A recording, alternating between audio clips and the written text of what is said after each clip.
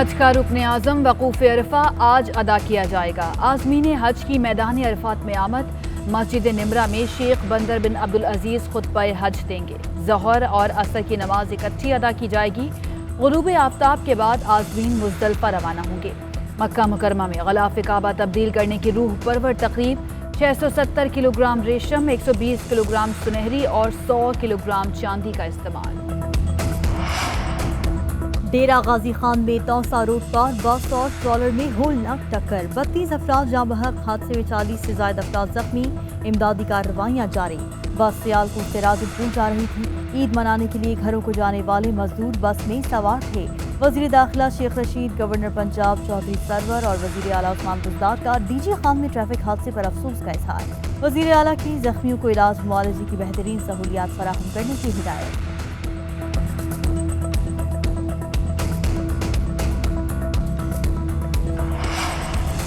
ملک میں کورونا سے مزید 30 افراد انتقال کر گئے۔ اموات کی کل تعداد 22,811 ہو گئی۔ این سی او سی کے مطابق 24 گھنٹے میں 49,503 ٹیسٹ کیے گئے۔ 2,452 افراد میں وائرس پایا گیا۔ کیسز مثبت آنے کی شرح 4.95% رہی۔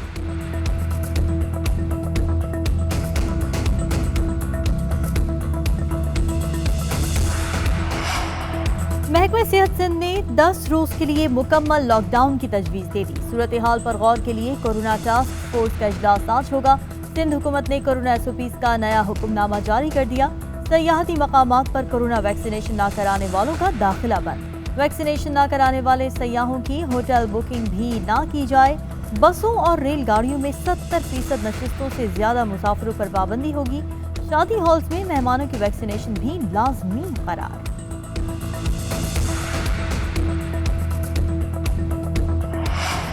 بھارتی وزیر خارجہ کا پاکستان کے خلاف ایف اے ٹی ایف کو سیاست کا شکار کرنے کا اعتراف۔ وفاقی وزیر حماد اظہر کہتے ہیں بھارت کی وزارت خارجہ نے پاکستانی موقف کی تصدیق کر دی۔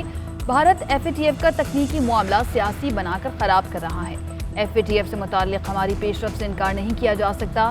جلد ہی ہم اپنے دونوں ایکشن پلان مکمل کر لیں گے۔ ترجمان دفتر خارجہ نے کہا ہے کہ بھارتی وزیر خارجہ کے بیان نے بھارت کی اصل حقیقت دکھائی۔ بھارت کے حالیہ اعتراف کو ایف اے ٹی ایف کے نوٹس میں لایا جائے گا۔ پاکستان مناسب ایکشن کے لیے صدر ایف اے ٹی ایف سے رابطے پر غور کر رہا ہے۔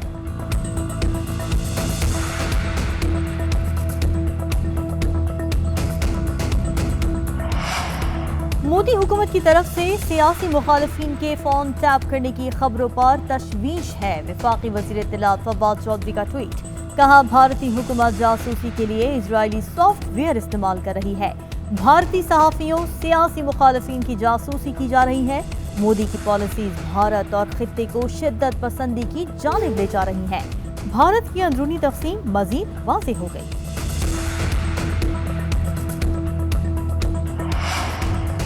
افغان سفیر کی بیٹی کے مبینہ اغوا کا رد عمل۔ افغان میڈیا کے مطابق صدر اشرف غنی نے اسلام آباد سے افغان سفیر اور ایلچی کو واپس بلا لیا۔ اشرف غنی کا کہنا ہے کہ افغان سفیر کی بیٹی کے اغوا کاروں کو سزا ملنی چاہیے۔ پاکستان میں افغان سفارتی عملے کے تحفظ کو یقینی بنایا جائے۔ پاکستانی دفتر خارجہ کے مطابق افغان حکومت کا فیصلہ افسوسناک ہے۔ امید ہے افغان حکومت اپنے فیصلے پر نظر ثانی کرے گی۔ ادھر کابل میں تعینات پاکستانی سفیر بھی وطن واپس پہنچ گئے۔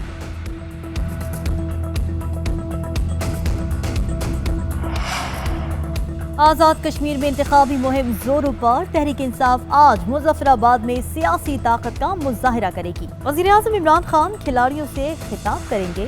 سینیٹر فیصل جاوید کہتے ہیں باغ اور میرپور میں کامیاب جلسوں کے بعد آج مظفر آباد کی باری ہے۔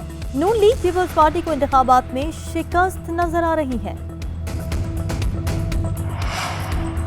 آزاد کشمیر الیکشن جیتنے کا مشن۔ نون لیگ آج حویلی اور عباس پور میں پنڈال سجائے گی۔ نائب صدر مسلم لیگ نواز مریم نواز، سابق وزیر اعظم شاہد خاقان عباسی سمیت دیگر انتخابی جلسہ عام سے خطاب کریں گے۔ پیپلز پارٹی آج سیاسی طاقت کا مظاہرہ کرے گی۔ سینیٹر یوسف رضا گیلانی، راجہ پرویز اشرف جیالوں سے خطاب کریں گے۔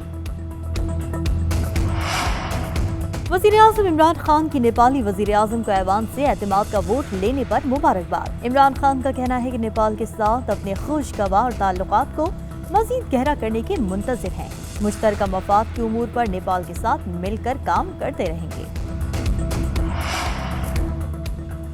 دوحہ میں افغان حکومت اور طالبان میں مذاکرات بغیر نتیجہ ختم۔ عید پر افغان حکومت اور طالبان کے درمیان جنگ بندی نہ ہو سکی۔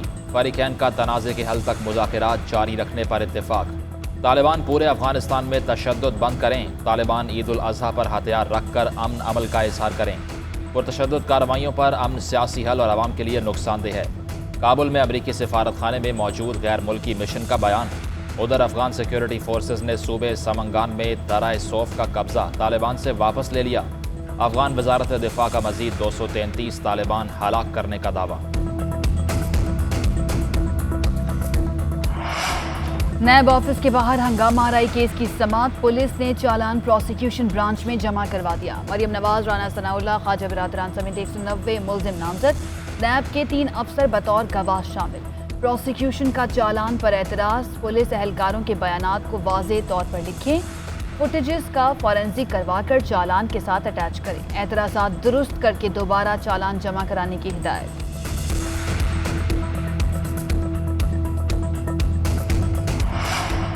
پنجاب میں بلدیاتی اداروں کی بحالی کا معاملہ۔ لاہور ہائی کورٹ نے پنجاب حکومت کو 28 جولائی تک پلان تیار کرنے کی مہلت دے دی۔ سماعت کے دوران عدالت کو بتایا گیا کہ اس معاملے پر ایک کمیٹی تشکیل دی گئی ہے جس کا اجلاس عید کے بعد ہوگا۔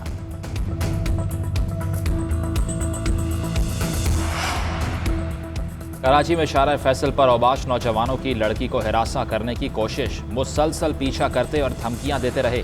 متاثرہ لڑکی نے ویڈیو بنا کر سوشل میڈیا پر اپلوڈ کر دی۔ ڈرائیور نے پولیس چوکی کے قریب رکشہ روکا تو اوباش فرار ہو گئے۔ پولیس کا کہنا ہے کہ لڑکی نے اطلاع نہیں دی، اسے تلاش کرنے کی کوشش کر رہے ہیں۔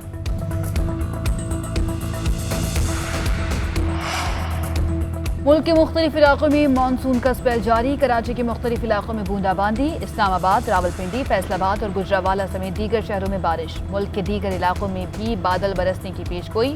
بارش کے ساتھ مسائل میں بھی اضافہ۔ اسلام آباد ایئرپورٹ کی چھت ایک مرتبہ پھر ٹپک پڑی۔ دیر بالا میں سیاحوں کی گاڑی سیلابی پانی میں بہہ گئی۔ ٹرنگل کے مقام پر 2 لاشیں نکالی گئی۔ نیلم میں آسمانی بجلی گرنے سے 3 افراد جاں بحق، 2 زخمی ہو گئے۔ مختلف شہروں میں غیر اعلانیہ لوڈ شیڈنگ کا سلسلہ بھی جاری۔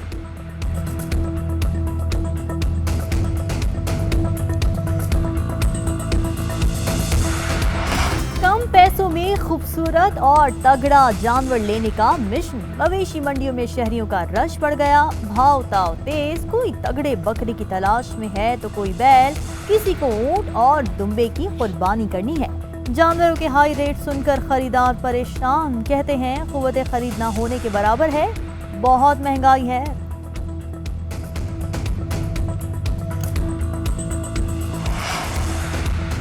قومی بلے باز پھر ناکام، انگلینڈ کے ہاتھوں دوسرے T20 میں 45 رنز سے شکست۔ قومی ٹیم 201 رنز کے تعاقب میں 155 رنز پر ڈھیر۔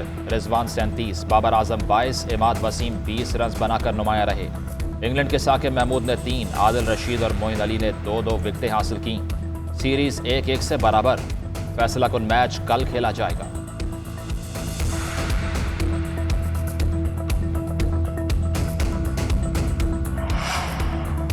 برطانیہ میں 68% سے زائد افراد کی ویکسینیشن مکمل۔ حکومت نے ملک بھر میں کورونا پابندیاں ختم کر دیں۔ ماسک پہننے اور گھر سے کام کرنے کے احکامات منسوخ۔ مانچسٹر میں جشن، نائٹ کلبز اور ریسٹورنٹس کے باہر رش، شاندار آتش بازی۔ ماہرین وبائی امراض اور اپوزیشن کی حکومتی فیصلے پر تنقید۔